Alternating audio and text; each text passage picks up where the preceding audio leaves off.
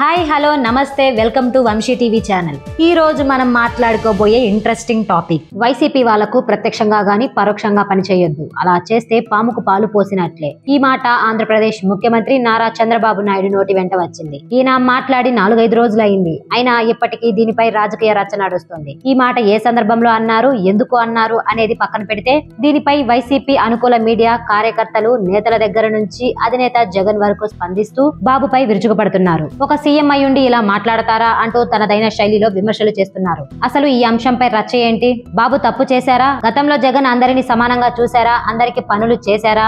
మొత్తం కథ ఏంటనేది చూద్దాం. ప్రత్యర్థులకు పని చేయొద్దు అనే టాపిక్ గురించి మాట్లాడుకుంటే గత వైసీపీ హయాం నుంచే కాదు, గత ప్రభుత్వాల గురించి మాట్లాడుకోవాలి. ఎవరైనా అధికార పార్టీ వాళ్ళు ప్రత్యర్థి పార్టీలో నచ్చిన వారు ఉంటే వారికి ఎలాంటి పనులైనా చేస్తారు, నచ్చని వారు ఉంటే పని చేయరు. ఇదే బహిరంగ రహస్యం, ఇందులో కొత్తేమీ లేదు. ఇప్పుడు అసలు కథలోనికి వచ్చేద్దాం. తెదేపా కార్యకర్తల సమావేశంలో వైకాపా వాళ్లకు పనులు చేసి పెడుతూ ఉన్న నేతలకు వార్నింగ్ ఇస్తూనే అసలు వాళ్లకు ఎలాంటి పనులు చేయొద్దు, అలా చేస్తే పాముకు పాలు పోసినట్లే అన్నారు. కానీ ఈ మాటలు వైకాపా వర్షంలోకి వచ్చేసరికి అసలు బాబు ఏపీకి సీఎం, వైకాపా వాళ్లకు పనులు చేయొద్దు అంటారా? పథకాలు ఇవ్వని అంటారా? ఇది దారుణం. ప్రజల సొమ్ముతో ప్రభుత్వం నడుస్తుంది. చంద్రబాబు జేబులో నుంచి ప్రజలకు డబ్బులు ఇవ్వట్లేదని వైకాపా ఫైర్ అవుతుంది. ఈ రచ్చలో ఉన్న అన్ని కోణాల గురించి మాట్లాడుకోవాలి. మొదట బాబు అన్న మాటలోనే అసలు అర్థం. వైకాపా వాళ్లకు కాంట్రాక్ట్ పనులు గాని, ఏవైనా రికమెండేషన్ చేసి చేయించుకునే పనులు గాని చేయొద్దని తెదేపా నేతలకు చెప్పారు. అసలు పథకాల గురించి టాపిక్ లేదు, కానీ అది వైకాపా సృష్టి. కాకపోతే బాబు సీఎం హోదాలో ఉండి ఒకరిని టార్గెట్ చేసుకుని పనులు చేయొద్దని చెప్పడం సరైన విధానం కాదు. అందులో ఎలాంటి డౌటు లేదు.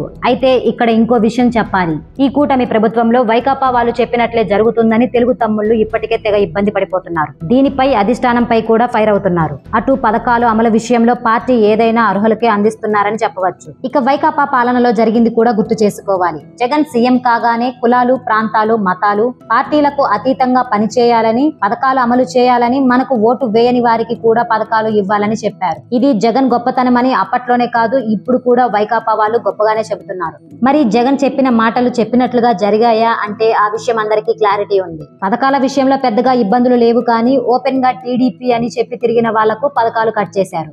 ఇది వాస్తవం. ఇంకా పనులు కూడా అలాగే జరిగాయి. పైగా అంతకుముందు టీడీపీ ప్రభుత్వంలో జరిగిన పనులకు వైసీపీ హయాంలో బిల్లులు ఇవ్వలేదు. ఉదాహరణలుగా టీడీపీ హయాంలో ఇల్లు కట్టుకున్న వారికి పెండింగ్ లో ఉన్న బిల్లులని జగన్ హయాంలో ఇవ్వలేదు. ఒక కాంట్రాక్ట్ పనుల బిల్లుల గురించి చెప్పాల్సిన పని లేదు. పైగా ఎదురు ప్రశ్నించిన వారిపై కేసులు, అరెస్టులు జరిగాయి. ఇంకా చాలానే కథ ఉంది. అదంతా చెప్పుకోవడం అనవసరం, ఎందుకంటే ఆ కథ అందరికీ తెలుసు.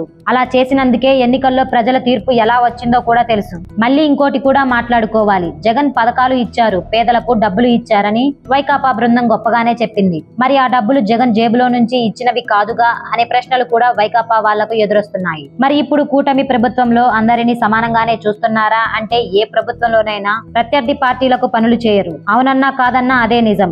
ఆ విధానం మారాలి. అందరినీ సమానంగా చూసి పనులు చేస్తేనే ప్రభుత్వానికి మంచి పేరు వస్తుంది. ఏదేమైనా చంద్రబాబు మాట్లాడిన విధానం సరికాదు. అదే సమయంలో వైకాపా వాళ్ళు చేసే విమర్శలు వాళ్ళకే రివర్స్ అవుతున్నాయి. ఎందుకంటే వాళ్ళు చేసింది ప్రజలు మర్చిపోలేదు. ఇంకా వాళ్ళ మాదిరిగానే కూటమి ప్రభుత్వం కూడా ముందుకెళితే ప్రజలు గట్టిగానే బుద్ధి చెప్తారు. మొత్తానికి చూస్తే ఏ పార్టీ వాళ్ళకైనా న్యాయంగా చేయాల్సిన పనులు చేయాలి.